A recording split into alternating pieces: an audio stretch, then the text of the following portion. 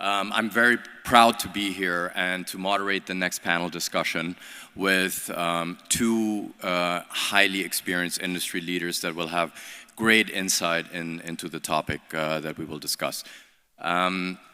I want to, the topic was the global food crisis, but we decided with our panelists to focus more on food security and vulnerabilities in the GCC, because I think that's the more relevant topic for the audience here today, and there are some very interesting insights I think that can be gained. We discussed the global food crisis. The reasons for it are conflict and economic crisis, supply chain disruptions, etc. There is, we discussed with our panelists, one of the panelists mentioned, there is no food crisis here in the GCC. However, there are food vulnerabilities. We rely on approximately 80 to 90% of food needs are imports, despite all the advancements that have been made. And while there is, economic prosperity and security in the GCC, we are surrounded by regions of conflict, as unfortunately is very vivid these days. And we are also surrounded by narrow geographic points, such as the Strait of Hormuz and the Red Sea, where food disruptions can become a reality, especially if conflict escalates. So we want to talk a little bit about this, and we want to talk about how the private sector can help, and what the role is of the private sector in food security and in alleviating food vulnerabilities in the GCC. So I want to invite to the stage my panelists. Let me introduce them in a bit more detail. Arnoud van der Berg from Dahra, a global farming company. Next, I would like to introduce Abdullah Albader, the CEO of Almarai. I don't think he needs much of introduction. Almarai is the largest vertically integrated dairy company in the world. Thank you, Abdullah. Thank you very much, gentlemen, for joining this panel. So, my first question would be, you as leaders of private sector companies here, and knowing the issues that of food vulnerability and import dependence that we have, how does that impact your operations from your own company's point of view? What are the challenges that it poses? And what do you think the challenges are in general for the government, for society, and for the private sector? Thank you, Alex. Good morning, everyone. معاليك سعيدين بتشريفك لهذا المؤتمر. Ladies and gentlemen, I'm very honored to be part of the speakers for this forum. And to your point, Alex, I remember in 2008, I was in a forum similar to this number in the UK, and the tone was towards globalization. Anything against globalization was like not accepted, I would say. Last few years, what we have been hearing is more of deglobalization. But the question is, which one is right? The answer is both. We cannot operate alone, and at the same time, we cannot be fully dependent on imports, especially when we talk about food sector. And hence, it becomes the balance of what we need to do as domestic ecosystems for each country and each region. And I look at the GCC as basically one region.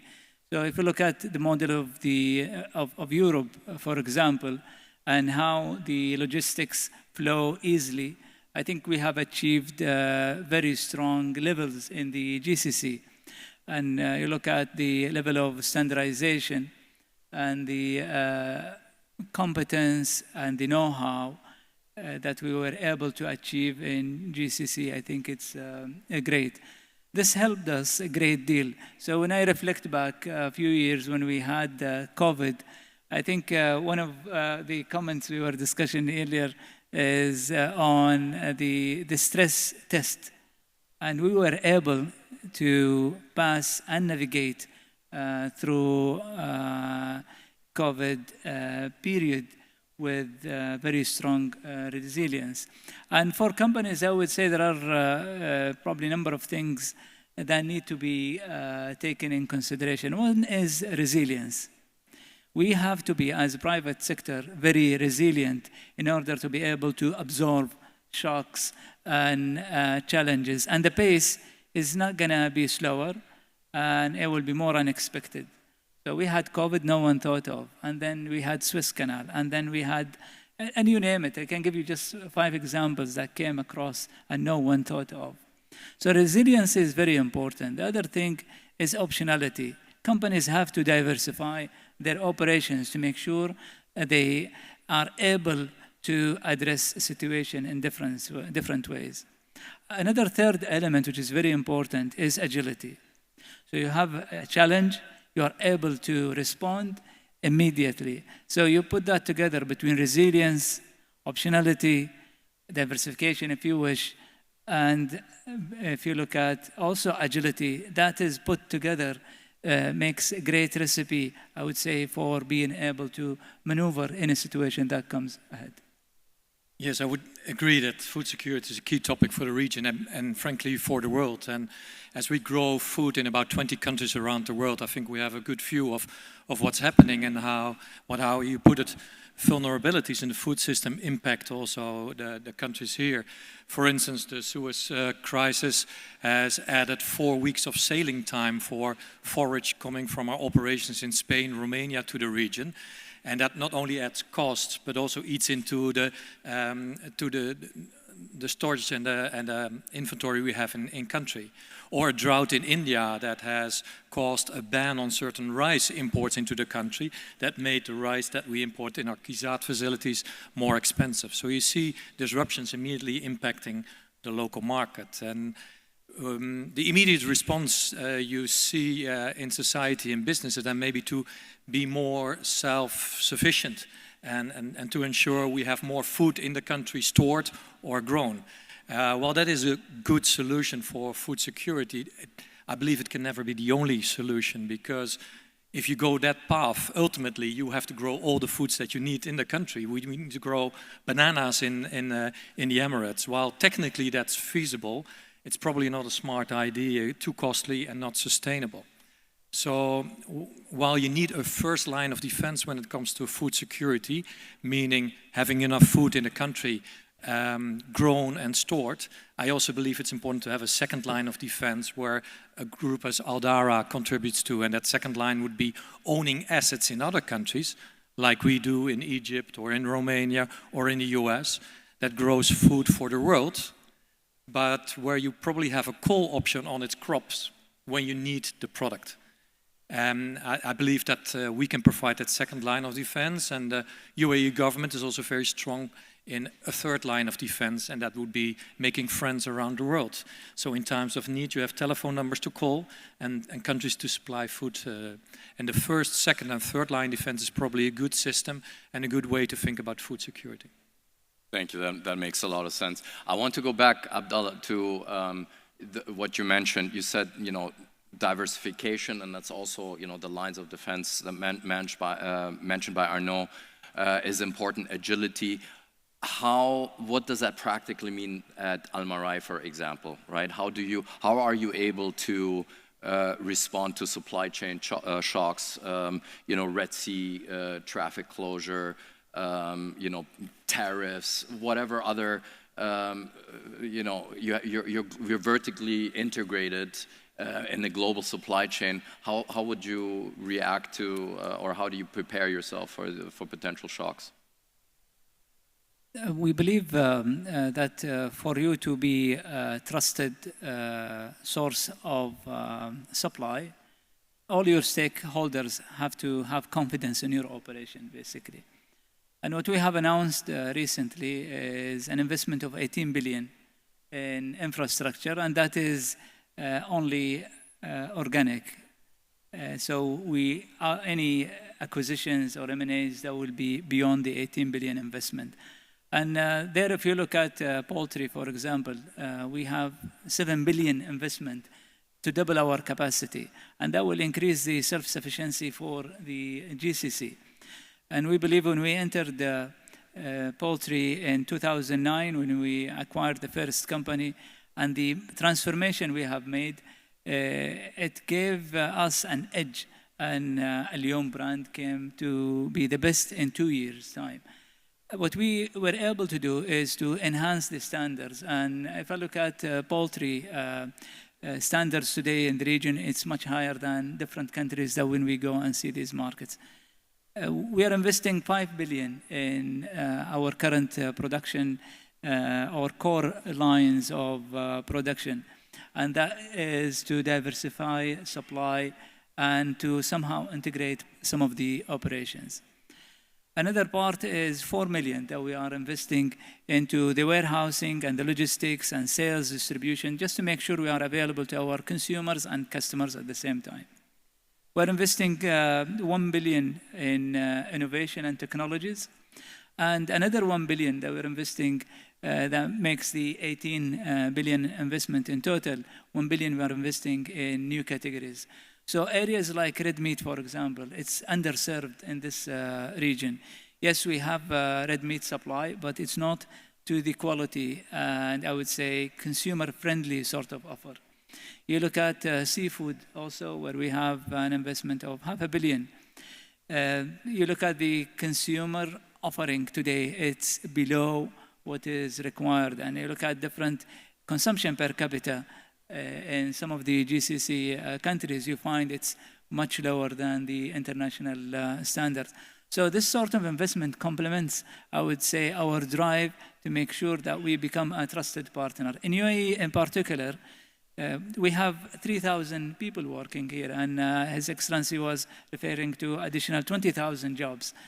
You see the size of contribution. We have 3 factories operating here, 500 vehicles running to serve the market.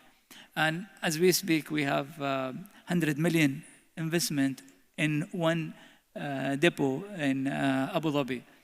So this is sort of, I would say, showing commitment to your stakeholders of your continuous interest and looking into these markets strategically. Okay. Thank you. You both are private sector companies. You're publicly listed, you're private, but your main objective is to, maximize profits, right, for the stakeholders. In terms of food security for more broadly the society and government, obviously one of the issues are keeping the prices low enough, right, for people to sustain and giving them the right choice. Is there a conflict between those objectives of society and government and you as a profit maximizing entity? And if yes, how do you reconcile this? Arnoud. I don't see necessarily a conflict. I believe if we do the right investments in farming, it can be a very profitable business. And if we farm in the way that we do, which is large scale, irrigated, high tech, sustainable farming, you can also keep prices low. And we need to, because we expect that the world population will grow from 8 to 10 billion people in the next 25 years. That's 25% more people in the world. Means we probably need 25% more food, or if we want to have better food, also further investments. And if we don't invest in agriculture in a large-scale advanced agriculture, we also will need 25% more arable land. I think the better solution is to grow 25% more yields. That will keep the cost of food down and also will be more sustainable than continue to expand the land required for agriculture. Now, we have proven in the farms that we operate, for instance, a farm in Romania that's been around for 60 years, in a country that knows a lot about farming, that in the 7-8 years that we're operating the farm, we've increased yields with 45% by doing significant capex investments in irrigation and in technology. And we believe we can do that again. So in 15 years, double the output from the same farm. And with those kind of advances in technology, if we bring that to more countries that we want to invest in, we can have more food for affordable prices. Thanks. Abdullah, do you see a conflict between maximizing food vulnerabilities, keeping prices low, and your profit, seeking maximization? Not at all. Actually, to the contrary, I would say. Basically, for you to survive, you have to manage the stakeholders' interest, and that has to go in alignment. So everyone has to win. You have people who are, or entities that are looking for investments, and the only way they invest, they would expect return and sustainable return. On the other side, you've got governments who are having strategic objectives, and they want this investment to happen and to be sustainable, to deliver on certain strategic agendas, like in this context, food security, for example, or bringing know-how. And also you have consumers who are expecting products to be there, or customers if you are serving food service or hospitality or what have you. And you've got people working in these organizations. They want their organizations to grow bigger. They want to build careers. They want to have a quality learning. They want to be paid. They want to contribute to the society. And the only way you achieve this is by continuing to do that. Your consumers would always have options. And unless you are very competitive when it comes to your offer, and when I say offer, it's not only price or so, it's the entire offer, the service that you provide, the quality that you provide, the continuity of your commitment to the promise that you have to your consumers. So there are no surprises. Every day, someone wakes up in this region. Our promise to him is that he has the product in the nearest outlet to his home, or if he is a food service customer, then the product will be seamlessly delivered to him. This is a promise. If you can fulfill, you address all stakeholders' interests. Thank you. Thank you. In terms of, you said that there's not, the consumption per capita is still lagging in certain items behind other countries and so on. What do you think in general, question to both of you, the industry itself in the GCC, the ecosystem of value chain suppliers, suppliers, providers, growers, distributors, etc. Do you think it's there and fully developed to increase the resiliency of the system? Do you think we have enough know-how in the market, in the industry? What would you like to see more of in terms of the market, the food market, and how would you like to see it develop further? Yeah. On our side, we would love to see further partnering across the value chain. One of the key products we bring to the region is forage that is eaten by cows who provide us our dairy. But it's typically bought on a quite spot market type of basis, month to month, day to day. But the forage that you grow, you need to plant for 5 years. So we need to make an estimate how much forage will come to the countries, and if there's an increase in demand, we can't just turn it on and bring more. If we have partnerships with companies like Almarai or Nadek or Align Farms and other dairy players that are longer term than just spot buying, we can be assure those companies that we have product for them, and not just from one country where they may have operations in the US. We provide it from 20 countries, so if there is a supply chain disruption or a drought in a certain region, we always have 19 other countries to switch to. Okay. If we have that security of partnership, that we have our investment and a long-term relationship on the other side, I believe we are more secure as an ecosystem. What about you, Abdullah? What do you think? What can be done here in the region more than what's already being done? You think there's enough competition? You think there's enough suppliers? There's enough diversification of supply? What are some of the things you would like to see more? Well, if you start with the regulatory environment, I think it is very well established, and there is more collaboration that we are seeing year on year between different countries, and also being ahead at times compared to different regions. When you look at infrastructure, I believe the infrastructure in the region is very strong and very reliable, and we've seen at different times how we were able to respond, and in the good times how we were able to improve and encourage and attract investments from outside. And suppliers, if you look at from different parts of the world, they are always interested to come to this region and serve enterprises that are working here. And this shows the level of trust and confidence in the overall ecosystem of the region. I believe when you look at it sector by sector, within food itself, you would have at times self-sufficiency, at times more than 100% of a particular category in a particular country of the GCC, but you put that together, you find that there is reasonably good balance. And in some other parts of the food sector, no, it is not near to good levels of self-sufficiency, and it would require currently to import, and therefore fostering or incentivizing these investments to be at this category is important. Also, when you look at integration, I believe there are opportunities of integrating different parts of the supply chain. Some could be here, some could be outside, but it has to be very well interlinked. And when you look at some of the recent investments, I would think it is going into a good direction. And what we have been seeing last good number of years is a very good sync between investments and government agendas. And government is one key stakeholder, is not the only one, that's a matter of fact, but when you address all these requirements, it complements each other. Yeah, I think that's a great segue into the next topic and question that I'm very interested in, which is the investments and the technology, the innovations that are happening in the sector. I know you're partnering with Pure Harvest, right, in developing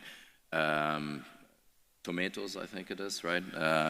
And I think, you know, the advance and the choice of having local produce in the markets here and the supermarkets that are really very excellent in terms of the quality and the taste and so on, gives rise to think that maybe the first line of defense you mentioned, i.e., you know, producing more within the countries, using new technologies, is a very viable path to pursue.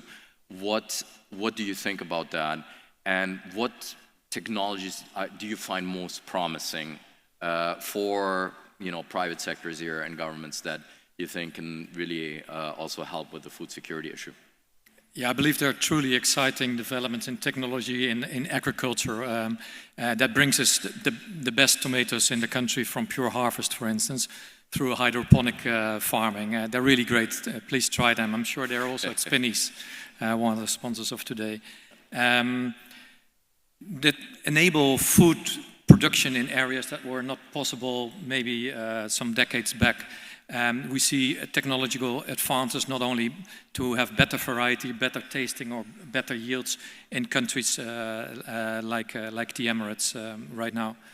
We also see great technological developments when it comes to precision agriculture in other countries. Like if we go to Egypt, we can be very precise on what type of fertilizer, the amounts of chemicals we would need, the amount of nutrients we need to grow the highest yields, so we can grow more with less. And if you see the digital technologies being applied in terms of measuring soil composition, soil moisture, predict rainfall, That's not so difficult in Egypt, but in other countries like Romania, that's very key, that we predict this exactly at the right moment so we can give water to germinate our seeds exactly at the right time. And that has really helped us to grow our yields. If once you see what is all possible and what it will be possible in the future, it's truly amazing. Thanks. And Abdullah, you announced a huge investment program recently of about, I think, 18 billion Saudi riyal that will go into your investment program. What exactly are you focusing on within this program? Is it purely capex to grow, or is there some R&D component, something that will go into innovative technologies? If so, which is it, and what excites you the most about technological advancement in the industry? Okay, there are a number of probably things I will touch on in different dimensions. One is, I look at the past. We invested 1 billion in a baby food facility that is the only one in the Middle East.